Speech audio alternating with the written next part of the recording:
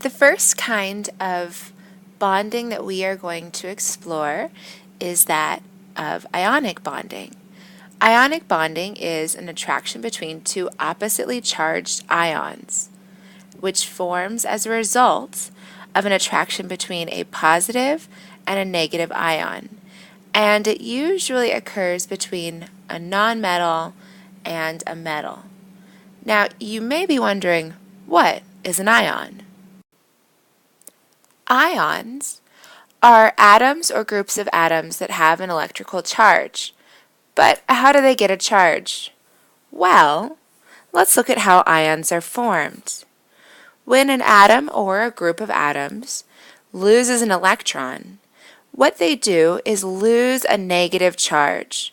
When you lose a negative charge, that means there is one more positive, which means that the atom becomes positive. When an atom or group of atoms gains an electron, they gain a negative, which means that the atom ultimately becomes negative because it has one more, at least, electron than it did before. So in these examples, we might begin with an element, number 3, and it begins with 3 protons and 3 electrons. If it bonds ionically with another element that has here 6 protons, then it is losing 1 electron, leaving it with now only 2, ultimately creating a positive charge. And this element is gaining 1 more electron, meaning that it has 1 more electron than protons, giving it a negative charge. It is, in fact, the fact that this is positive and this is negative, that these two elements would be bonded together because the positive and negative would be attracted to each other. So that is what is meant when we say that an ionic bond is an attraction between two oppositely charged ions that are forming as a result of the attraction between the positive and negative ions. Let's also take a moment to examine the tendencies that atoms have to gain or lose electrons. So, let's examine. Atoms that have 5 or 6 or 7 valence electrons usually become more stable when this number increases to 8. It is easier to gain 3 electrons or 2 electrons or 1 electron than it is to give away 5 or 6 or 7.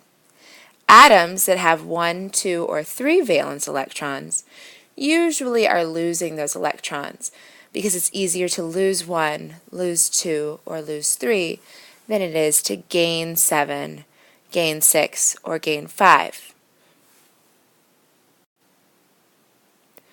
When these two types of atoms combine, or bond, electrons are transferred from one type of atom to the other.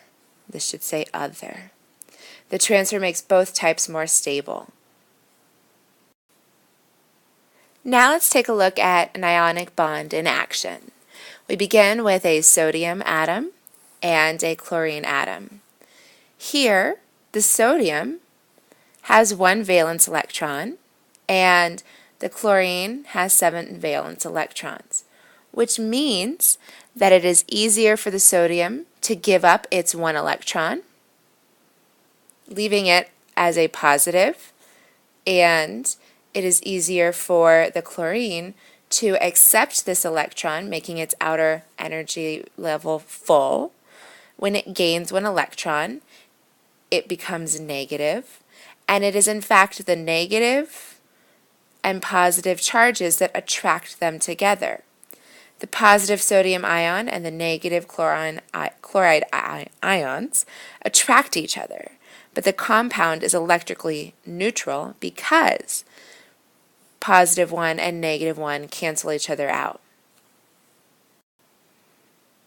We have been working with chemical formulas for some time now, so just reminding ourselves that chemical formulas are combinations of symbols that show the ratio of the elements that are in a compound. An example is shown here. Please note that the subscript, the number that is down here, tells you the ratio of elements in the compound. So you can see here, when there's no subscript, that means there's 1. So there's 1 calcium, 1 carbon, and 3 oxygens. The process of naming ionic compounds is special. The name of the positive ion always will come first and will be followed by the name of the negative ion. So, in the example we examined earlier, sodium was positive, chlorine was negative. So we call it sodium chloride.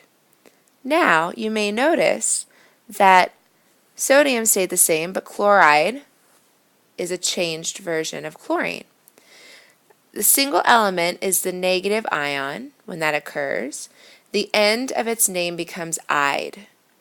If it's a polyatomic negative ion, meaning that there are more of those specific elements, then it will end in "ate" or "ite." Notice here there was only 1 chlorine, so it ends in "ide." If there were a compound in which there were multiple chlorine atoms, it would end in "ate" or "ite." The properties of ionic compounds are that they are usually hard and brittle solids.